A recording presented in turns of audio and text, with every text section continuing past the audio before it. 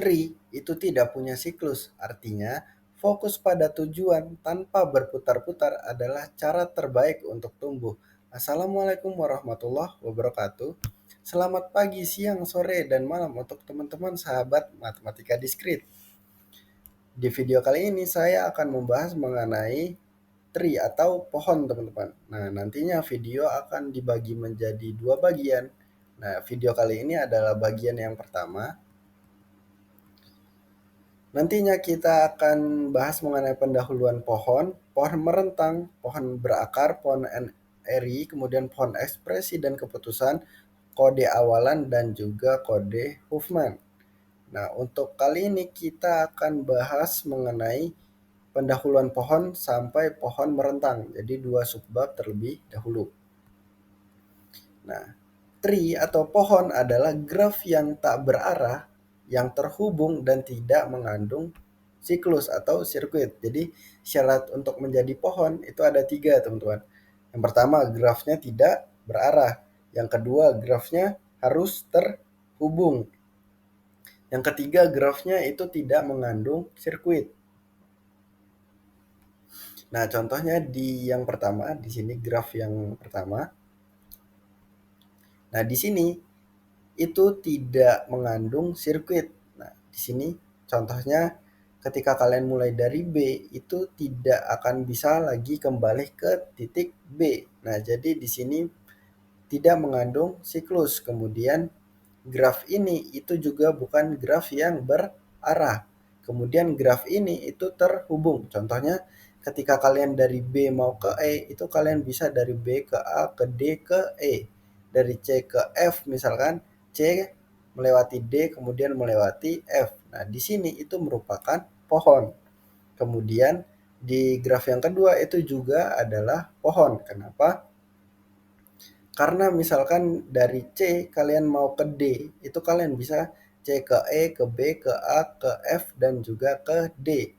Nah, di sini grafnya itu terhubung. Nah, di sini grafnya itu tidak mengandung sirkuit.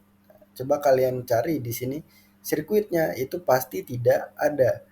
Ketika kalian mulai dari C, C ke E, ke B, ke A, ke F, ke D, tidak kembali lagi ke C. Jadi di sini juga tidak ada sirkuitnya. Nah, graf yang kedua itu adalah pohon. Kemudian yang ketiga itu bukan pohon. Kenapa? Karena di yang ketiga ini dia mengandung sirkuit. Dari A ke D ke F itu bisa kembali lagi ke A. Jadi itu bisa satu sirkuit atau satu siklus. Oleh karena itu gambar ketiga bukan pohon.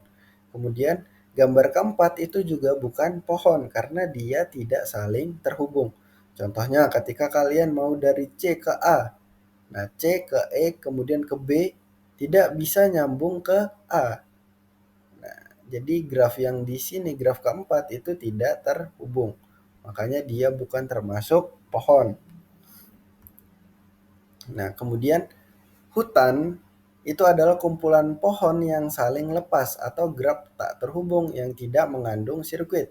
Setiap komponen dalam graf terhubung itu adalah pohon. Nah, contohnya di sini gambar pertama itu adalah pohon, gambar kedua juga pohon, gambar ketiga itu juga pohon. Nah, di sini itu berarti ada hutan yang mengandung 3 pohon. Kumpulan pohon-pohon ini itu dinamakan hutan. Hutan yang memiliki 3 pohon. Di sini ada perbedaan graf, kemudian pohon dan juga hutan, teman-teman. Graf itu dia memiliki satu siklus atau satu sirkuit. Nah, di sini semuanya saling terhubung. Terhubungnya bebas berapa kali. Tapi kalau di tree atau di pohon di sini terhubungnya cuma satu, teman-teman. Nah, di sini bisa kalian lihat di pohon di sini mereka saling terhubung tapi mereka tidak memiliki sirkuit. Nah, di sini. Nah, ketika kalian cari di gambar yang kedua, itu tidak akan ada sirkuit satupun. Kemudian di gambar yang ketiga atau hutan di sini, nah itu adalah 2 pohon. Jadi di kiri itu ada pohon sendiri, di kanan ada pohon sendiri. Nah, ini namanya adalah hutan yang terdiri dari 2 pohon. Kemudian ada sifat-sifat dari pohon. Nah, misalkan G ada sama dengan V, E adalah graf yang tak berarah sederhana dan jumlah simpulnya ada N.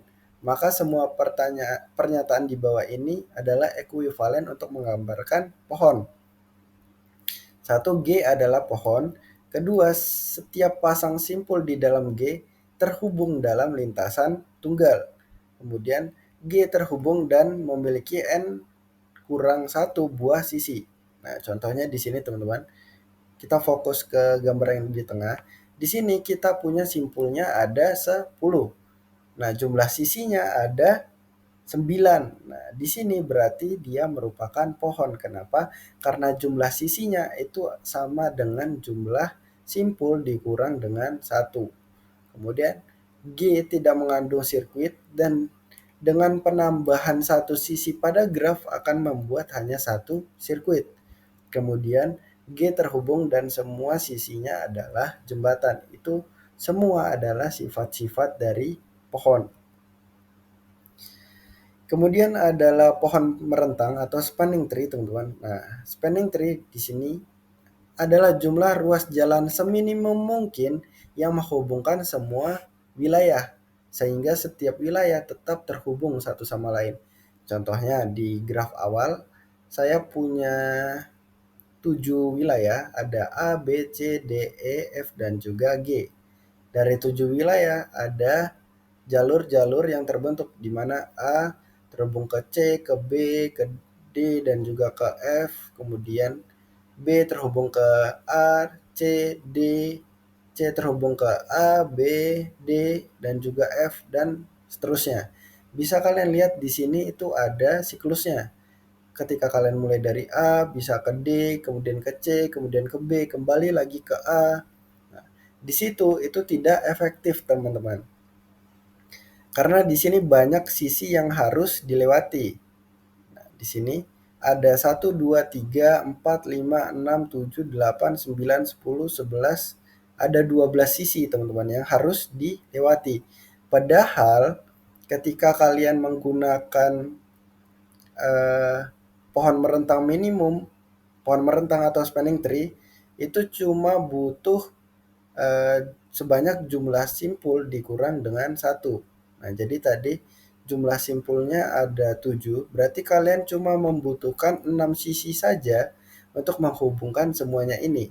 Nah, itu dapat digambarkan di gambar yang sebelah kanan. Jadi di sini itu ada 1, 2, 3, 4, 5, dan juga 6 sisi. Itu sudah cukup untuk menggambarkan untuk menghubungkan ke 7 wilayah yang ada. Jadi dari A itu terhubungnya ke F, ke C, ke B, tapi dia tidak terhubung ke D.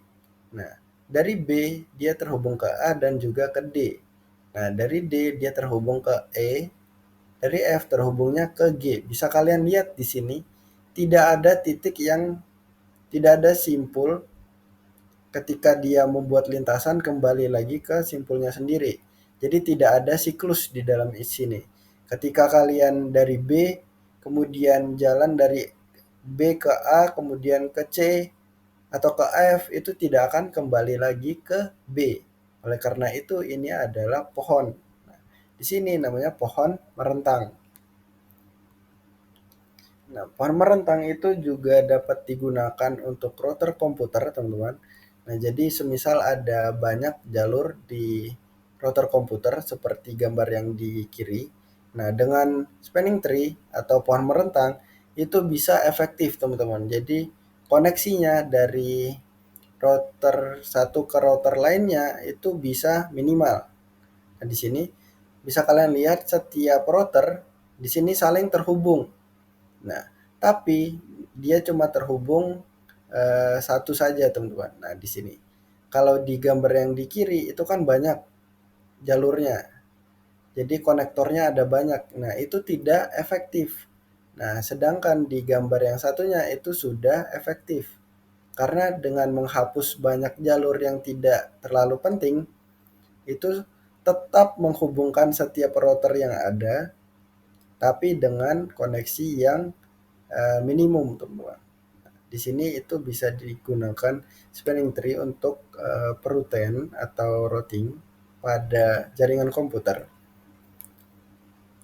Kemudian ada pohon merentang minimum atau minimum spanning tree, teman-teman. Nah, di sini antar wilayah itu ada bobotnya, teman-teman. Contohnya di graf yang sebelah kiri, dari A itu ada bobot ke B 55, A ke E 40, A ke C 25 bobotnya, A ke D bobotnya 45, B ke E bobotnya 5, dan seterusnya, teman-teman. Nah, dari graf berbobot ini bisa terbuat banyak pohon merentang, teman-teman. Nah, bisa kalian buat pohon merentang masing-masing di sini. Nah, karena banyak pohon merentang, kita cari pohon merentang yang bobotnya minimum. Jadi minimum spanning tree, bobot eh, pohon merentangnya itu yang paling kecil dari semua kemungkinan pohon merentang yang ada dari suatu graf. Nah, dari graf sebelah kiri itu sebenarnya kalian bisa bikin banyak pohon, tapi bobotnya itu pasti beda-beda. Nah, yang kita cari adalah pohon ya, dari sebuah graf ini yang memiliki bobot paling kecil. Namanya adalah minimum spanning tree. Gambarnya ada di sebelah kanan. Lantas bagaimana cara menentukan pohon minimum dari graf yang telah ada? Jadi menentukan bobot minimum dari pohon yang dapat kita bentuk dari graf berbobot yang memiliki banyak kemungkinan pohon. Caranya ada dua, teman-teman. Yang pertama ada algoritma Prims dan yang kedua nanti pakai algoritma Kruskal.